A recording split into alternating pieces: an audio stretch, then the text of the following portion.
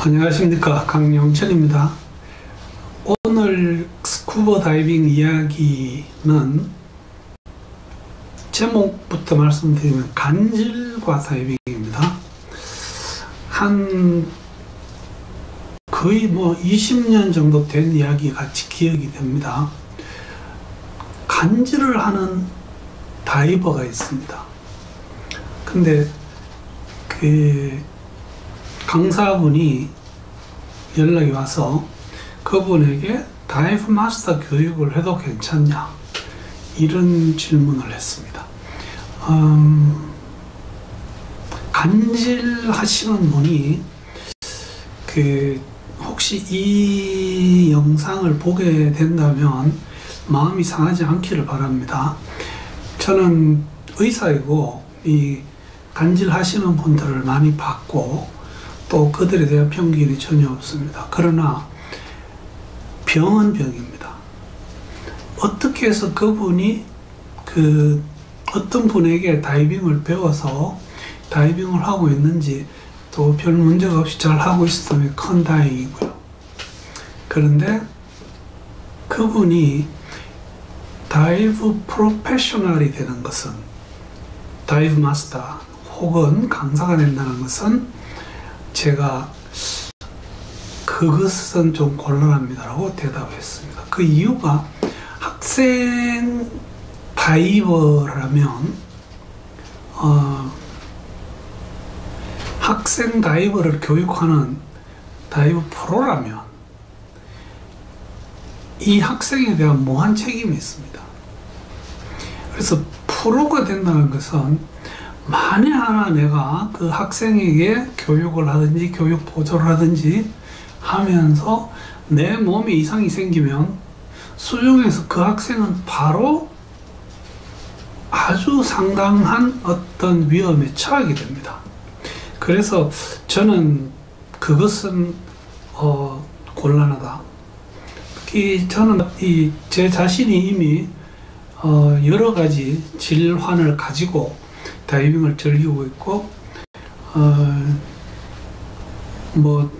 많은 교육을 했고 합니다. 그렇지만 그 간질의 경우는 좀 다르다고 생각했습니다. 그래서 일단 상식선에서 간질에 대한 말씀을 잠깐 드리고요.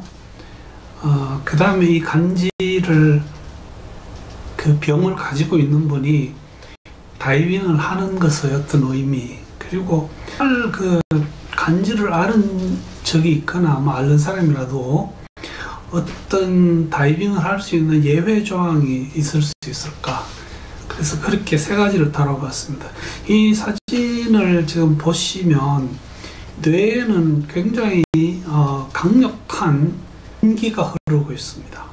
그것을 우리가 측정하는 것은 뇌파라고 하죠.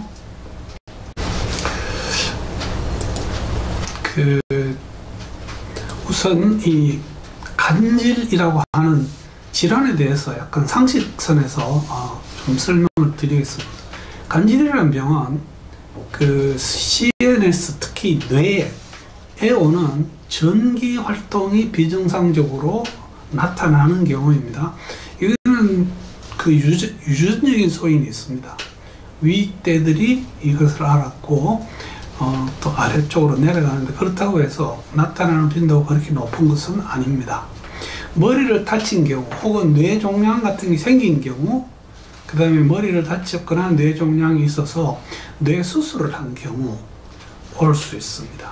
그 이외에도 중풍을 앓은 사람이나 혹은 뇌에 무슨 염증, 뇌염이나 무슨 뇌망염, 이런 것을 앓은 분들이 잘 나타나고, 애기들 중에서 발육장애를 나타내는 어떤 질환들이 있습니다. 자폐증, 그 다음 정신적으로 미숙 아들, 이런 애들한테서도 잘 나타납니다. 이 병은 소문에 의하면 어떤 가족들에서 내려오는 줄기가 있다든지 하는데, 완전히 틀린 말은 아니지만 사실도 아닙니다. 왜냐하면 나타나는 빈도가 그냥 정상적인 어떤 가족에 비해서 조금 높지, 그렇다고 해서 뭐 그 윗대가 있다고 아랫대로 다 내려오는 것은 절대로 아니기 때문에 그렇습니다. 그냥 그것 때문에 저희들이 유전적인 소인이 있다, 그냥 이 정도로 표현합니다.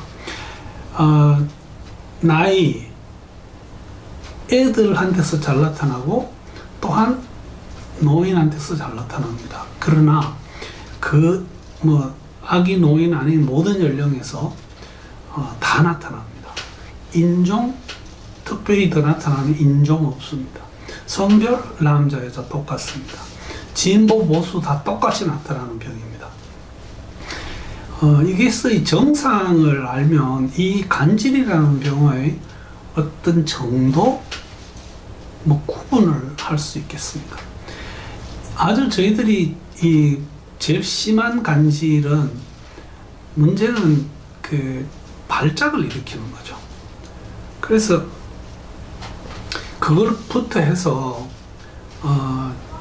일정 기간 동안 조금 이상한 행동이나 감각을 나타내는 정도, 그 다음에 인지 능력이 좀 떨어지는 정도, 굉장히 그 정도의 차이가 많이 납니다. 그래서 실제 발작을 하는, 저희들이 소위 말하는 컨버전이라고 하는 간질 발작을 저희들이 대발작이라고 합니다. 거기에 비해서 잠시 정상이 나타나는, 그 간질까지는 가지 않지만 약간 의식을 잠깐 잃는다든지 하는 이 정도는 저희들이 소발작이라고 합니다. 문제는 뭐 매일 나타나면 오래 가고 하는 이런 그 그냥 발작 상태가 되면 이것은 굉장히 위중한 병이겠죠. 그래서 발작을 일으키지 않는 사람의 경우에 과연 치료를 할 수 있을까? 그러나 가벼운 증상도 수중에서는 여러 가지 문제를 나타낼 수 있습니다. 간질이 있는 분들이 간질이 있는 분들에게 잘 나타날 수 있는 합병증들이 있습니다. 운전하다가 발작이 오면 참 곤란해집니다. 어떤 절벽 같은 데서 추락하는 경우, 물가에서 놀다가 익사를 할 수 있습니다.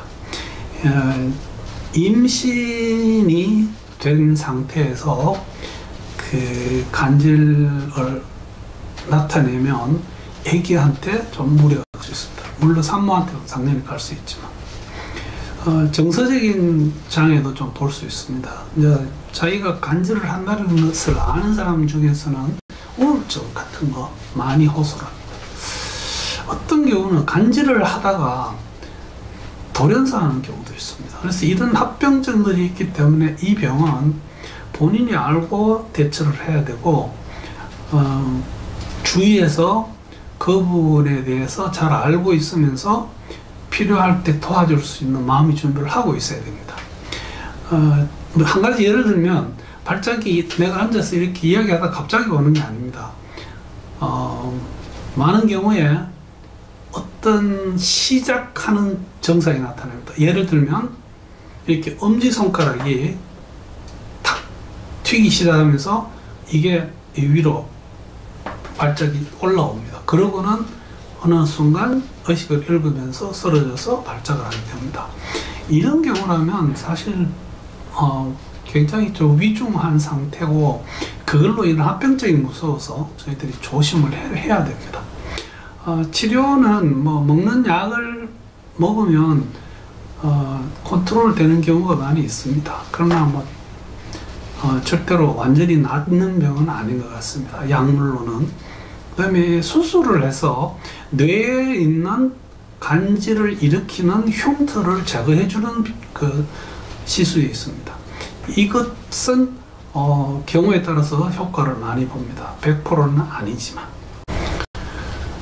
간질을 하는 사람이 다이빙을 하는 데는 과연 어떨까? 한 가지 우리 그냥 쉽게 그 이야기를 해서, 내가 수중에서 다이빙을 하고 있는 동안 진성 발작이 온다면 사실 좀 곤란합니다. 이거는 생명과 직결이 되죠. 익사를 하게 됩니다. 그래서 지금 여러분들 옆에 깨알 같은 글씨로 나와 있는 이 캡처 화면은 레크레이션 스쿠버 다이버의 신체 검사를 위한 지침, 그들이 잘 알고 있는 의료 진술서가 있습니다.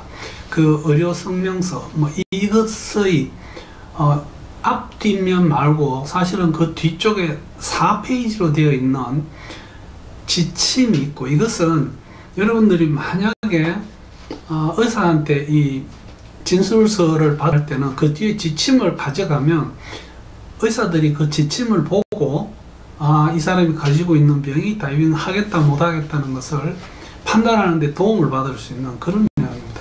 거기 보시면 이 간질은 절대 금기되어 있습니다. 간질이 심한 경우, 증상이 심한 발작을 일으키는 경우라면 절대 금기 맞습니다. 해서는 안 된다고 생각합니다. 그런데 만약에 다이빙을 즐기던 어떤 사람이 혹은 다이빙이 유일한 생계 수단인 어떤 분들이